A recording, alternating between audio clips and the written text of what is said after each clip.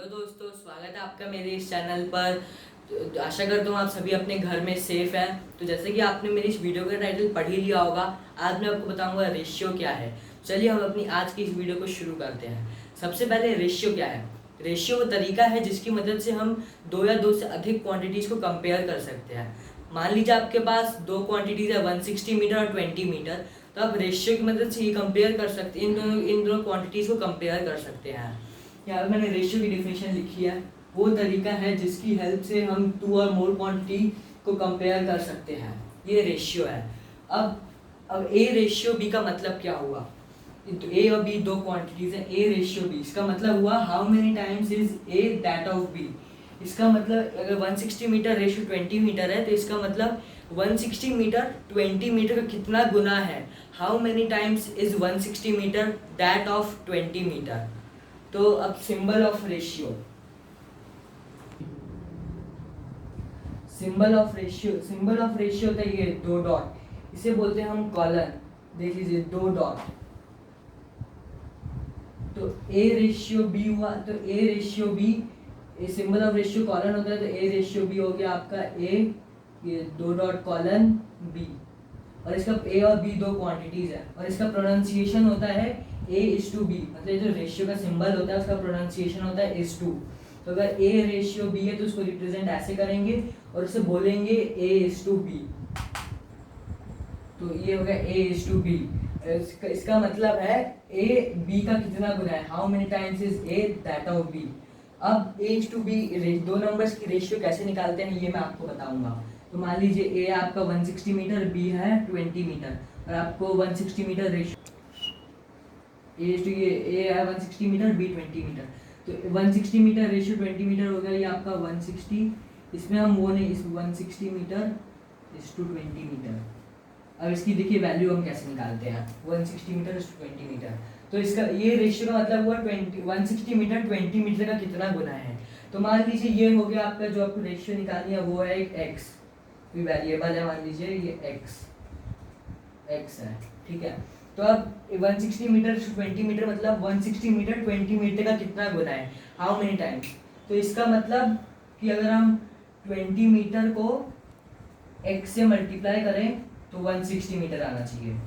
ये इसका मतलब हुआ 160 मीटर आना चाहिए, क्योंकि उसमें कितना गुना है, तो कितना गुना मतलब हाउ मेनी टाइम्स, मतलब 20 मीटर किससे मल्टीप्लाई करेंगे तो 160 मीटर आएगा। तो उनकी रेशियो, इसकी जो रेशियो इससे मल्टीप्लाई करेंगे तो 160 मीटर आना चाहिए। तो 20 metre into X equals to 160 metre. तो यहाँ से आपका जो x आ जाएगा, यहाँ से x आ जाएगा 160 मीटर बाय 20 मीटर। ये मीटर मीटर कैंसिल, 20 मीटर का इसको शुरू करेंगे सिंप्लीफाई, तो ये हो जाएगा 8। हाँ, तो ये x हो गया 8। तो इसका मतलब 160 मीटर 20 मीटर की जो रेशियो है वो यहाँ पे आई 8 इक्वल्स टू 8। अब इससे हम देखिए यहाँ से दो बातें हमें पता चलती हैं। एक बात की देखिए, यहाँ पे दोनों जो क्वांटिटीज की जो मेजर कर रहे थे उन दोनों में मीटर यूनिट थी, मीटर, लेकिन जो इसका रेशियो आई वो 8 आया, सिर्फ 8, कोई मीटर नहीं, कोई यूनिट नहीं, क्योंकि यहाँ पे देखिए मीटर मीटर कट हो गया। तो इसका मतलब जो रेशियो आती है वो यूनिटलेस होती है, उसमें कोई यूनिट नहीं होती। और दूसरी बात यहाँ से ये पता चलती है कि अगर हमें आपको 168 आया ना यहाँ से, तो ये 160 मीटर 20 मीटर की रेशियो होती है 160 मीटर बाई 20 मीटर, यहाँ से आ गया। तो इसका मतलब A:B की जो रेशियो होगी वो होगी A/B। A:B की जो रेशियो होगी वो होगी A/B। तो यहाँ से वो रेशियो इक्वल्स टू फ्रैक्शन यहाँ से हुआ, तो यहाँ से A:B हो गया A/B। ये हमेशा ट्रू है, इसको आप याद रखिएगा। अब यहाँ से एक और बात पता चलती है कि A:B B:A के बराबर नहीं है, क्योंकि A:B है A/B, और अगर आप B:A निकालोगे B:A तो वो हो जाएगा, ये जो पहला होता है वो ऊपर न्यूमरेटर में होता है, नीचे जो सेकेंड टर्म होता है रेशियो में वो नीचे चले जाता है, तो ये हो जाएगा B:A। अब आप देखिए A:B का B:A के इक्वल हो सकता है, नहीं हो सकता। इसका मतलब A:B not equals to B:A। तो यहाँ से हमें ये बात पता चलती है। तो आपने ये देख लिया A:B not equals to B:A। लेकिन यहाँ पे अगर A और B दोनों अगर दोनों सेम नंबर है, अगर A भी मान लीजिए 20 मीटर और B भी 20 मीटर है, तो A:B इक्वल्स टू B:A। अगर दोनों क्वांटिटीज अलग है, जब तक दोनों क्वांटिटीज अलग है तब तक a is to b not equals to B is to a, इसको आप याद रखिएगा, a is to b not equals to B is to a. यहाँ पे given b and a are not equal quantities, अगर इक्वल है तो ये दोनों इक्वल होंगे। अब नेक्स्ट आता है कंडीशन टू फाइंड रेशियो। तो कंडीशन टू फाइंड रेशियो, सबसे पहली कंडीशन है सेम यूनिट। जो आप नंबर्स के बीच में रेशियो निकाल रहे हैं उनकी सेम यूनिट होनी चाहिए। जैसे कि अगर आपको रेशियो निकालनी है 100 मीटर और 20 मीटर, तो इनकी आप रेशियो निकाल सकते हो। लेकिन अगर आपको दो नंबर से 100 मीटर और मान लीजिए आपका 25 सेंटीमीटर, तो आप इनकी रेशियो नहीं निकाल सकते। इसलिए जो नंबर्स के आप रेशियो निकालो उनकी यूनिट सेम होनी चाहिए, ये आप ध्यान दीजिएगा। सेकेंड है सेम पैरामीटर होने चाहिए जिनकी आप रेशियो निकाल रहे हैं। सेम पैरामीटर मतलब कैसे कि अगर दो जिनकी आप रेशियो निकाल रहे हैं, या तो दोनों लेंथ हो या दोनों मास की यूनिट हो। जैसे अगर 160 मीटर और 20 मीटर निकाल दो तो इनकी रेशियो निकाल सकते हो, लेकिन 160 मीटर और 20 kg इनकी रेशियो कोई मतलब नहीं हुआ। दोनों सेम पैरामीटर्स होनी चाहिए। लेंथ है तो लेंथ की रेशियो, मास है तो मास की रेशियो, मतलब दोनों क्वांटिटीज मास में ही हो। लेंथ और मास इनके निकालना, टाइम लेंथ इनकी रेशियो निकालना कोई मतलब नहीं हुआ। अगर मान लीजिए आप क्वांटिटी दो क्वांटिटी है, इनकी यूनिट अलग है, उनकी रेशियो निकालने के लिए, तो उसके लिए आपको क्या करना। तो अब मैं आपको बताऊंगा ratio of two quantities with different unit, तो उनकी रेशियो कैसे निकालें। तो मान लीजिए आपके पास दो क्वांटिटीज है, एक है आपके पास मान लीजिए 100 मीटर और दूसरी आपके पास क्वांटिटी का मान लीजिए 25 सेंटीमीटर। अब आपको दिया हुआ है 100 मीटर इशू 25 सेंटीमीटर, ये रेशियो कितनी हुई। तो इसको निकाल के आप डायरेक्ट इसको वो रेशियो नहीं निकाल सकते 100/25। उसके लिए आपको सबसे पहले क्या करना होगा, आपकी दोनों की जो यूनिट है, दोनों क्वांटिटीज थी उनकी सेम करनी होगी। तो अगर आप मीटर को सेंटीमीटर में बना लीजिए या तो सेंटीमीटर को मीटर में। तो आप मीटर को सेंटीमीटर में बना लीजिए, वो ज़्यादा कन्वीनियंट होगा। तो इससे यहाँ पे हो जाएगा ये 100 metre, 1 metre equals to 100 centimetre. तो 100 मीटर इक्वल्स टू का हो जाएगा 100 × 100 सेंटीमीटर इज टू 25 सेंटीमीटर। ये वाला आपका हो जाएगा 100 × 100 सेंटीमीटर। तो ये हो जाएगा आपका 10,000 सेंटीमीटर इज टू 25 सेंटीमीटर। अब देखिए अब दोनों की यूनिट सेम हो गई है। अब आपको पता है a is to B is equals to a/b। अगर दोनों की यूनिट सेम हो तो आप यहाँ से कर सकते हैं 10,000 डिवाइडेड बाय 25। तो ये आपका हो जाएगा 400। तो ये हो जाएगी आपकी रेशियो 400:1। इस तरीके से दो क्वांटिटीज है जो इनकी डिफरेंट यूनिट है वो आप निकाल सकते हैं। 100 मीटर इसको 25 सेंटीमीटर, मीटर को सेंटीमीटर में कर दिया, आप सेंटीमीटर को मीटर में भी कर सकते हैं। तो 100 मीटर इसको 25 सेंटीमीटर, इसको सेंटीमीटर में कर दिया इंटू 100, तो 100 ये हो जाएगा 10,025, तो ये हो जाएगा 400/1। तो यहाँ से आ गया 100 मीटर 25 सेंटीमीटर इक्वल्स टू 400:1। दोस्तों जो आपको मैंने पहले बताया था 160 मीटर टू 20 मीटर की रेशियो जो हमारी 8 आई थी, वो एक्चुअली में 8:1 होगी। वो मतलब रेशियो है तो 8:1 ही होगी ना, मतलब कि वो 160 metre equals to 8 times that of 20 metre. तो अब मैं 1 लिखना भूल गया था, मुझे माफ़ कर दीजिए। वो वहाँ पे 8:1 होगा, जैसे यहाँ पर 400:1। तो condition to find root same unit same parameter. अगर यूनिट अलग है तो आपको कन्वर्ट करना होता है, अब लेकिन अगर पैरामीटर अलग हो तो आप कुछ नहीं कर सकते, उनकी आप रेशियो नहीं निकाल सकते। तो अब जानते चलिए इक्विवेलेंट रेशियो क्या होता है। इक्विवेलेंट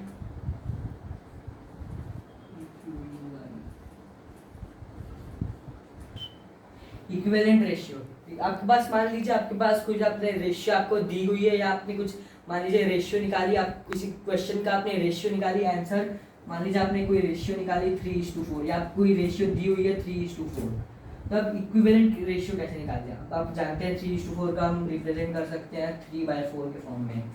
तो अब इसकी इक्विवेलेंट रेशियो क्या होगी। Equivalent ratio is obtained by multiplying both numerator and denominator by same number, or by dividing both numerator and denominator, or by dividing numerator and denominator by same number। तो अगर आपको 3/4 इसकी equivalent ratio निकालनी है, तो मान लीजिए multiply करके दोनों से अगर 2 मल्टीप्लाई कर दें मान लीजिए, तो इससे कोई फर्क तो नहीं पड़ेगा, क्योंकि देखिए 2 ऊपर नीचे दोनों तरफ है, तो अपने में कैंसिल हो जाएगा। तो इससे जो रेशियो आएगी वो आएगी 6/8। ये आपकी इक्वल्स टू 6:8। वो 3/4 की इक्विवेलेंट रेशियो है 6:8। इक्विवेलेंट मतलब दोनों इक्वल है, बस दिखने में दोनों अलग है, लेकिन असली में दोनों इक्वल है। क्योंकि देखिए यहाँ पे आपने दोनों 2 से मल्टीप्लाई किया, ये 2 ऊपर भी है नीचे भी है, दोनों अपने में कैंसिल हो जाएगा। तो इससे कुछ फ़र्क नहीं पड़ा, वैल्यू वो मतलब उसकी सेंस उसका वही रहा, लेकिन बस वो दिखने में दोनों अलग है। तो इसे बोलते हैं इक्विवेलेंट रेशियो। इसको आप एक और एग्जांपल ले सकते हैं। आप मान लीजिए आपके पास से कोई रेशियो आ गई आपके पास 8:16, तो इसकी इक्विवेलेंट रेशियो अगर आपको निकालनी है तो आप मान लीजिए इसको डिवाइड कर रहे हो, दोनों को आप 4 से डिवाइड कर दीजिए मान लीजिए। तो ये देखिए दोनों 4 कैंसिल हो जाएगा, कुछ फर्क नहीं पड़ेगा, लेकिन इससे जो आएगा 2/4, ये 8/16 2/4, ये दोनों इक्विवेलेंट रेशियो है। तो इक्विवेलेंट रेशियो वो होती है जो दिखने में अलग है, लेकिन असली में उनका सेंस जो है दोनों का जो सेंस है वो इक्वल होता है। तो 8/16 = 2/4, तो ये हुई इक्विवेलेंट रेशियो। तो मैं आपको बता दें कि रेशियो एक और कंडीशन होती है। आपके पास मान लीजिए कोई रेशियो आ गया, आंसर आया आपके पास, मान लीजिए आपके पास आया ये 12:24, आपके पास कोई आंसर आया। तो लेकिन अगर आप मान लीजिए आप उसमें अगर बुक में देखेंगे आंसर, तो 12:24 नहीं होगा, वो आपका होगा ये 1:2। इसका मतलब दोनों इक्विवेलेंट ही रेशियो है। आपको कोई भी अगर आपको रेशियो आती है और वो और उसको सिंप्लीफाई हो सकता है, मतलब क्योंकि ये देखिए आप अगर देखेंगे तो ये हो जाएगा 12/24। अब एक फ्रैक्शन है, और तो मैंने आपको फ्रैक्शन की वीडियो में बताया था कि 12/24 सिंपलेस्ट फॉर्म में नहीं है। इसको सिंप्लीफाइड फॉर्म में करने के लिए दोनों के कॉमन वो फैक्टर से डिवाइड करना होता है। तो रेशियो को हमेशा सिंपलेस्ट फॉर्म में लिखना होता है। इसका सिंपलेस्ट फॉर्म अगर करेंगे, दोनों को common factor, highest common factor है 12, उसे डिवाइड कर देंगे तो 1/2, तो ये आपका हो जाएगा 1:2। तो देखिए 12:24 की ये है 1:2 इक्विवेलेंट रेशियो, दोनों को 12 से डिवाइड किया आपने। इसलिए हर रेशियो की कंडीशन होती है, कोई भी आपका रेशियो आया तो उसको हमेशा सिंपलेस्ट फॉर्म में लिखते हैं, अनलेस अगर आप कोई कभी बोला हो कि उसको उसी फॉर्म में लिखना हो, तो वरना उसके सिंपलेस्ट फॉर्म में हमेशा लिखते हैं। 12:24 1:2 उसका सिंपलेस्ट फॉर्म हो गया। टर्म्स, अब मैं आपको बता रहा हूँ टर्म्स ऑफ रेशियो। अगर मान लीजिए आपके पास कोई रेशियो है A:B, A भी दो वो रेशियो है, A:B आपके पास कोई रेशियो है, तो इसमें जो पहला वाला टर्म होता है, इसको आप लिख सकते हो, इसमें जो पहला वाला टर्म होता है उसको हम बोलते हैं एंटीसीडेंट, ANTECEDENT। जो पहला वाला टर्म होता है उसको बोलते हैं एंटीसीडेंट। और जो दूसरा वाला टर्म होता है उसको बोलते हैं कॉन्जीक्वेंट, CONSEQUENT। सेकेंड टर्म होता है कॉन्जीक्वेंट। इसको आप अगर लिखेंगे ऐसे A:B, तो इसका आप ऐसे समझ सकते हैं, A जो न्यूमरेटर है उसको बोलते हैं एंटीसीडेंट, और जो डिनोमिनेटर है उसे बोलते हैं कॉन्जीक्वेंट। और ये जो A:B जो रेशियो है, दोनों A B को कंबाइन करके इस रेशियो के टर्म्स बोलते हैं। A and B are terms of this ratio, and particularly A is antecedent and B is consequent. तो मान लीजिए आपके पास कोई रेशियो है 3:4, तो इसमें 3 जो हुआ वो एंटीसीडेंट हुआ, 4:1 कॉन्जीक्वेंट हुआ, और 3 of हम कंबाइन अगर आप केस लें तो 3 and 4 are terms of ratio 3:4। 3 and 4 are terms of ratio 3:4। यहाँ पे आपको एंटीसीडेंट और कॉन्सिक्वेंट में एक बात गौर करनी पड़ेगी कि अगर मान लीजिए आपके पास कोई रेशियो आई, 4:16, कोई आपके पास आंसर आया 4:16, और लेकिन अगर आप इसको सिंप्लीफाई करेंगे और तो ये हो जाएगा आपका 1:4। तब गौर करिएगा इसमें आप इसमें ये भी कौन सी एंटीसीडेंट हो सकता है, फर्स्ट टर्म ये भी हो सकता है। तो इसमें ये आपका एंटीसीडेंट, सिंपलेस्ट फॉर्म में जो एंटीसीडेंट होगा वो नहीं होगा। एंटीसीडेंट जो आपकी रेशियो आई उसी में एंटीसीडेंट होगा। ये 4:16 आपके पास अगर रेशियो है तो उसमें एंटीसीडेंट 4 ही होगा, 1 नहीं होगा। इसमें कॉन्सिक्वेंट 16 ही होगा, ये 4 नहीं होगा कॉन्सिक्वेंट। इसको आप याद रखिएगा। सिंपलेस्ट फॉर्म में मान लीजिए आपके पास कोई रेशियो आई 3:6, या आपके पास कोई रेशियो आई, तो इसका आप एंटीसीडेंट सिंप्लीफाई करेंगे तो 1:2 होगा। इसका एंटीसीडेंट 3 होगा, 1 नहीं होगा, तो कॉन्सिक्वेंट 6 होगा, 2 नहीं होगा। ये आपको याद रखना है। सिंपलीस्ट फॉर्म में एंटीसीडेंट कॉन्सिक्वेंट नहीं देखना है आपको, जो आपको रेशियो आई उसी में आपको एंटीसीडेंट कॉन्सिक्वेंट देखना है। लेकिन अगर आपके पास कोई रेशियो आ गई 3:4, तो ये खुद में ही सिंपलेस्ट है, तो इसमें भी एंटीसीडेंट 3 होगा और उसका कॉन्सिक्वेंट 4 होगा। तो आपको सिंप्लीफाई करके उसमें आपको नहीं देखना है ये। अब 3:6 है तो अगर 3 एंटीसीडेंट होगा, 6 कॉन्सिक्वेंट होगा, ठीक है। तो देखिए अब मैंने यहाँ इस बोर्ड पे कुछ क्वेश्चंस लिख दिए हैं, आप वीडियो को पॉज करिए और देखिए ये क्वेश्चंस आपसे हो पाते हैं कि नहीं। चलिए ट्राई कर लिया आपने। चलिए अब मैं आपको बताता हूँ कैसे करते हैं इनको। पहला क्वेश्चन है what is antecedent in first 3:9। 3:9 है आपके पास, यहाँ पे मैं करता हूँ 3:9 आपके पास वो है। अब इसको अगर आप सिंप्लीफाई करेंगे तो ये आपका हो जाएगा 1:3। लेकिन एंटीसीडेंट आपने आपको बताया इसमें नहीं होगा, इसमें एंटीसीडेंट सिंपलेस्ट फॉर्म में नहीं होगा उसके, वो इसमें ही होगा। तो इसमें इसका जो एंटीसीडेंट होगा वो 3, तो इस फर्स्ट का जो आंसर हो जाएगा वो होगा 3। सेकेंड में 4:7। अब अगर आप इसको सिंप्लीफाई भी नहीं कर सकते, इसका सिंपलेस्ट फॉर्म ही है। वैसे भी आपको सिंपलेस्ट फॉर्म तो देखना नहीं है, वही जो रेशियो दी हुई है वही देखना होता है। तो इसमें देखिए 4:7, पहला टर्म कौन सा है 4, तो इसका आंसर होगा एंटीसीडेंट इन 4:7 की रेशियो में 4 होगा इसका आंसर, इसका होगा 3। Second question, write two equivalent ratios of first ये आपका है 9:13,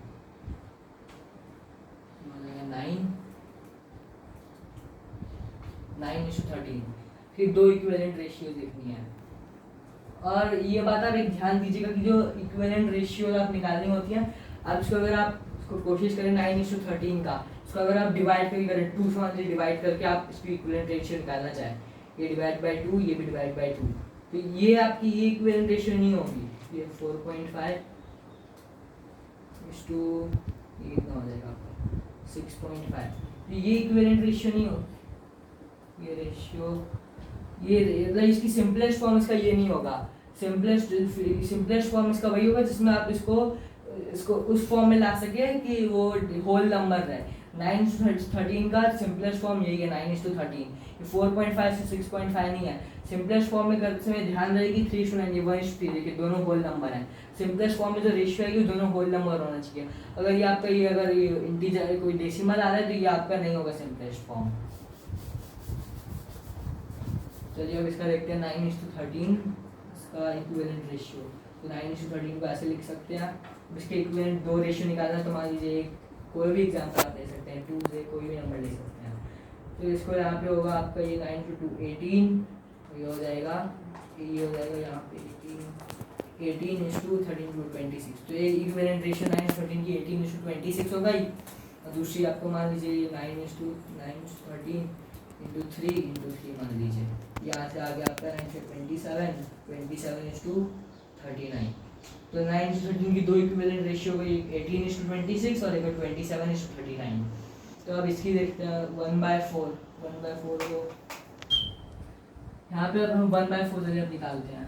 1/4 इसकी 2 इक्विवेलेंट रेशियो, ये हो जाएगा 1:4। 2 इक्विवेलेंट रेशियो निकालने के लिए इंटू 2 कर लीजिए, ये हो जाएगा आपका 2:8। एक इक्विवेलेंट रेशियो ये आ गई 2:8।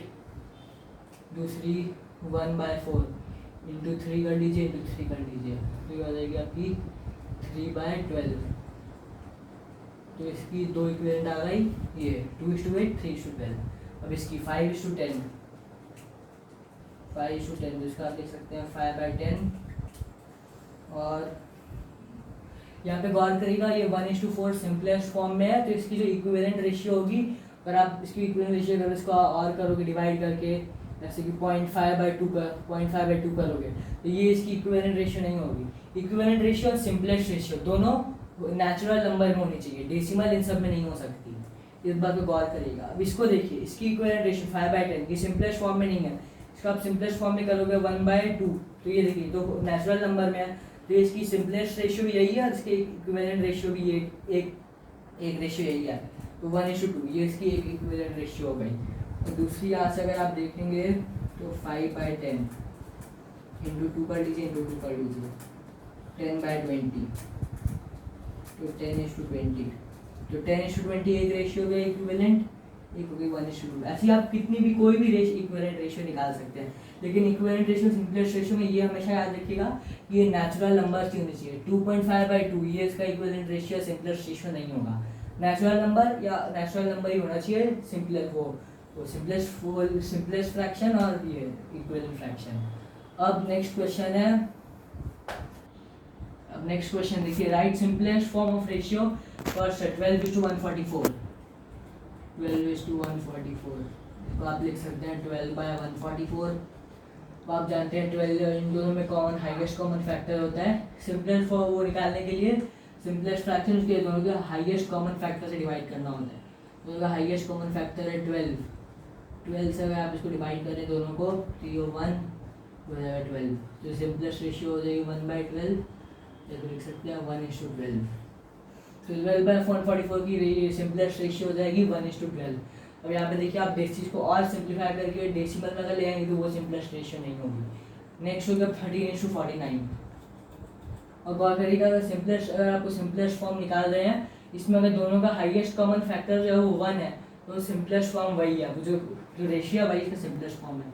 जैसे कि 13:49 आप देखिए क्वेश्चन है सेकेंड 13/49। अब देखिए आप दोनों को देखेंगे अगर गौर से तो इन दोनों में हाईएस्ट जो कॉमन फैक्टर है दोनों का वो 1 है, तो इसका मतलब कि सिंपलेस्ट रेशियो और नहीं कर सकते, ये 13/49 ही इसकी सिंपलेस्ट रेशियो है। अब नेक्स्ट देखिए 16:48। 16:48 जो हो जाएगा 16/48। दोनों का हाईएस्ट कॉमन फैक्टर आप देखें 16 है 1 3, तो ये हो जाएगा 1:3 इसकी सिंपलेस्ट रेशियो। अब 3:2 देख सकते हैं 3/2। अब यहाँ से 3 दोनों का हाईएस्ट कॉमन फैक्टर देखिए 1 है तो इसकी सिंपलेस्ट रेशियो यही होगी 3:2। तो चलिए अब लास्ट क्वेश्चन देखते हैं। Tell whether the following ratios are possible और नॉट।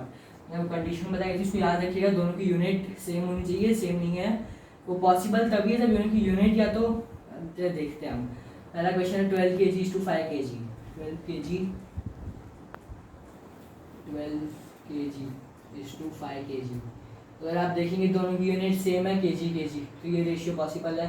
पॉसिबल मतलब kg दोनों की यूनिट सेम है। दूसरी कंडीशन पैरामीटर देखिए, ये मास है ये मास है, दोनों पैरामीटर सेम है, जिसका मतलब ये रेशियो पॉसिबल है। हाँ तो इसका आंसर होगा yes this ratio is possible. Second है कि 130 metre is to 12 seconds. 130 metre is to 12 seconds.